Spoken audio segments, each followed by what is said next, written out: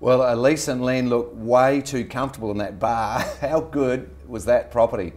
Gee, we have some incredible properties that we handle. It's an absolute privilege to be in real estate. You know, it's not hard work at all, and as you can see. But I did note, I didn't see any alcohol in their hands, so I'm pleased about that.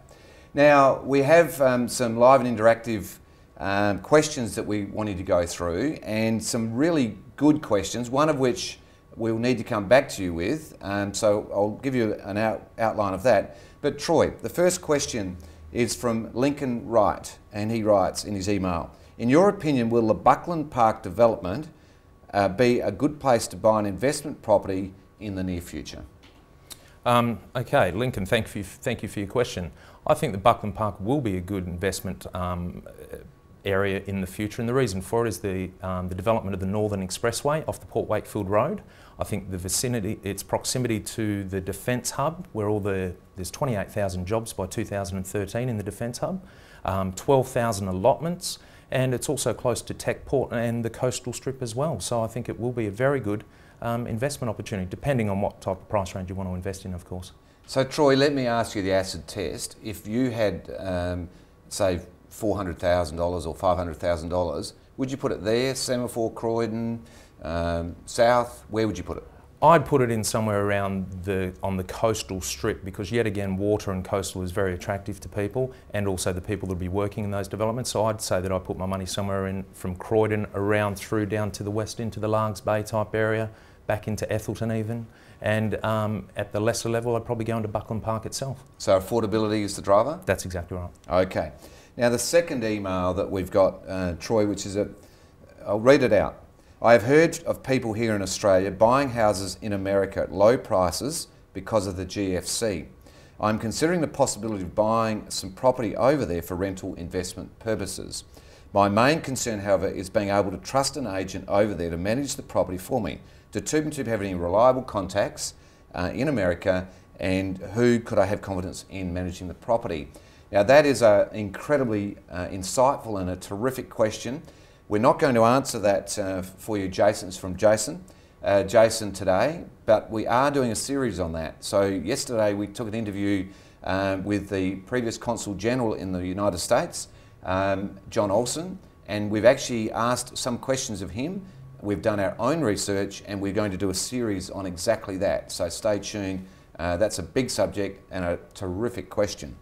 Now this is the first time ever, Troy, that we've had this, but we've actually had an SMS question from Anonymous. So for the sake, I don't know why, but anyway, for the sake of Anonymous, we'll call him Mr. Smith.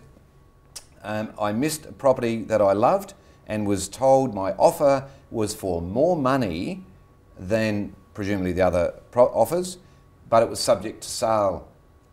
What are your thoughts? Okay.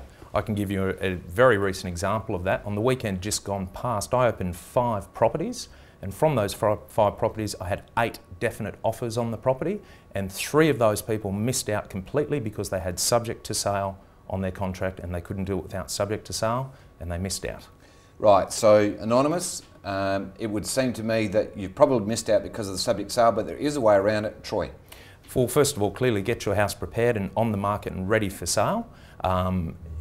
Because it's a good problem to have money in the bank when the right property does turn up. You wouldn't want to miss that perfect property because yet again you've got your house for sale. I'd also look at getting some bridging finance and organising your finances so you're prepared to jump on the right one when it turns up. Financing an individual property is affordable now. The rates are still moderate and the properties are selling well. So it's a low risk strategy. In a tough market? I think that in a tough market there's supply and demand at the moment. You need to be ready, so make sure you're ready and get your finances in order. Thanks, Troy. And now we go to hot properties.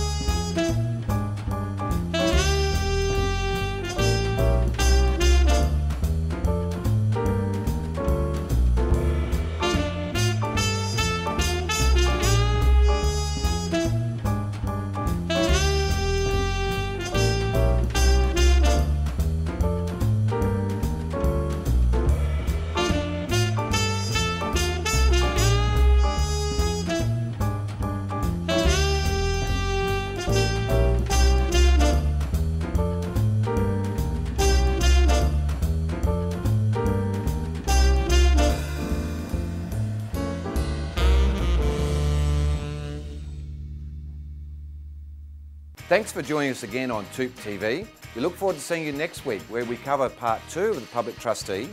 We also look at SA's finest in North Adelaide, a magnificent home, and we'll be answering those questions live and interactive, so get those questions through.